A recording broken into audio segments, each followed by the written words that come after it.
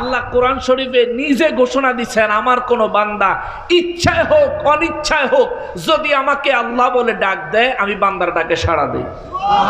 জোরে কন্যা সুবহানাল্লাহ।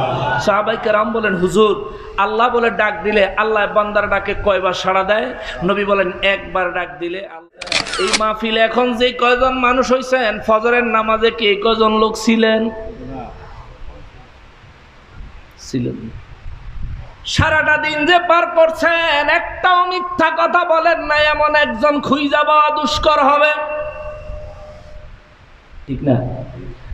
ফজরের নামাজ যে কামাই দিলাম, বিছানায় শুয়ে রইলাম, দেখছে কি? আল্লাহর ভয় হইছে নি? দিনের বেলা যে মিথ্যা কথা বললাম, সাক্ষী আছেন কে? শুনেছেন কে?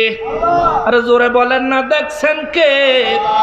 রব্বুল ইজ্জাত দেখলেন, রব্বুল ইজ্জাত শুনলেন। আমি জানি আমার রব্বুল ইজ্জাত আমার প্রত্যেকটা গতিবিধির উপর নজর রাখতেছেন, তবু আমি মিথ্যা বলে বেড়াই, ওজনে কম দিয়ে বেড়াই, একজনরে ঠকায় বেড়াই, একজনরে গালি দিয়ে বেড়াই, পিছনে গীবত করে বেড়াই, কত অন্যায় অপরাধ, কত ধরনের গুনাহের কাজে লিপ্ত হই। আল্লাহ যে বললেন আল্লাহকে ভয় করার কথা, কিছুক্ষণ আগে আপনারা বললেন আপনারা আল্লাহকে ভয় করেন, আমিও বললাম আমিও আল্লাহকে ভয় করি, কিন্তু আমাদের আমলগুলি দেখলে তো মনে হয় না আমরা আল্লাহকে ভয় করি। তার মানে কি দাঁড়াইলো? আমরা কি আল্লাহকে ভয় করি না? না, করি। কেমন করি? যেমন করা দরকার তেমন করি না। যদি আল্লাহকে ভয় নাই করতাম তাইলে এই মুহূর্তে এই গরমের মধ্যে এই জায়গায় বসে থাকতাম না, ঠিক না? এই জায়গায় তো আসছি কার সন্তুষ্টির জন্যে? আরে জোরে বলেন না কার? জোরে বলেন না কার? আল্লাহ কোরআন শরীফে নিজে ঘোষণা দিচ্ছেন, আমার কোন বান্দা ইচ্ছায় হোক অনিচ্ছায় হোক যদি আমাকে আল্লাহ বলে ডাক দেয় আমি বান্দার ডাকে সাড়া দেই। জোরে কন্যা সুবহানাল্লাহ। সাহাবায়ে কেরাম বলেন, হুজুর আল্লাহ বলে ডাক দিলে আল্লাহ বান্দার ডাকে কয়বার সাড়া দেয়? নবী বলেন, একবার ডাক দিলে আল্লাহ 100 বার সাড়া দেয়। আল্লাহু আকবার। এই জন্য আল্লাহ বলতে কখনো কুচুরি করেন না, গুনাহ তো করতেই আছি, একবার আল্লাহ কইলেই তো সওয়াব। 3000 আল্লাহ পাকের নামের জিকির করলে যেই পরিমাণ সওয়াব আমলনামায় জমা হইতো, আমার নূর নবীর উসিলায় উম্মতে মুহাম্মাদি একবার আল্লাহ বললে 3000 জিকিরে সওয়াব পায়। সুবহানাল্লাহ। কারো সিলায় সিন্নি খাইলা মোল্লা ছিলা না। কোন নবীর সিলায় তোমার মর্যাদা বৃদ্ধি পাইল? কোন নবীর সিলায় আল্লাহর দরবারে তোমার মর্যাদা এত উচ্চ হইল? ওই নবীর খবর নাই তোমার। তুমি আসো দুনিয়াদারি লইয়া আর তোমার ইয়াজিদ আব্বারে লইয়া। তোমার ইয়াজিদ আব্বা ব্যস্ত যাইব গা তোমার লইয়া, অত সোজা না। মুসলমানের আরে আমার পেয়ারা নবীর উম্মতের আরে, এই জন্য মহান রব্বুল আলামিন কালামে হাকিমে সূরা আলে ইমরানে বলেন, ইয়া আইয়ুহাল্লাযীনা আমানুত্তাকুল্লাহা হাক্কা তুকাতিহি ওয়া লা তামুতুন্না ইল্লা ওয়া আনতুম মুসলিমুন। বিশ্ববাসীরা রে, ও ঈমানদারেরা, আমি আল্লাহকে ভয় করো যেমনটা ভয় করা দরকার, যেমন ভাবে ভয় করা দরকার।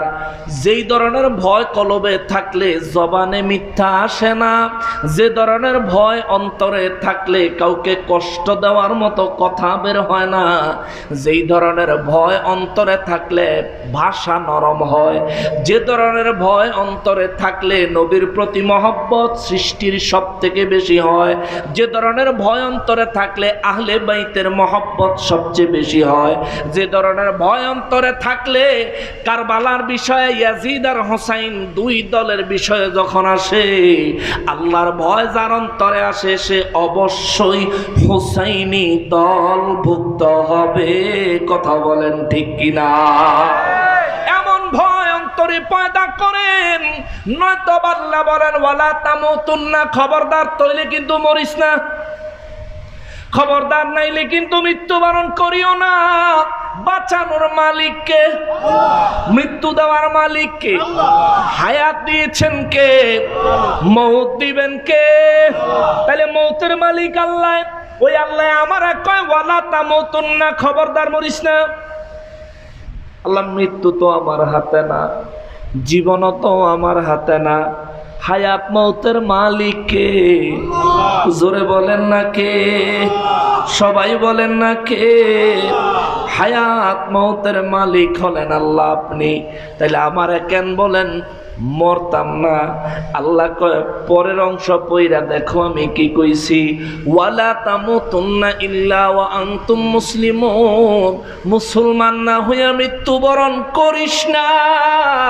আমি দুনিয়ায় পাঠাইছি মুসলমান হইবি, আমি দুনিয়ায় পাঠাইছি ইমানদার হবি, আমি দুনিয়ায় পাঠাইছি নেক আমল করবি, আমি দুনিয়ায় পাঠাইছি অনেক নেক আমল আমার কাছে জমা দিবি, আমি আল্লাহ ওই নেক আমল রাখবো, তোকে জান্নাত দিব।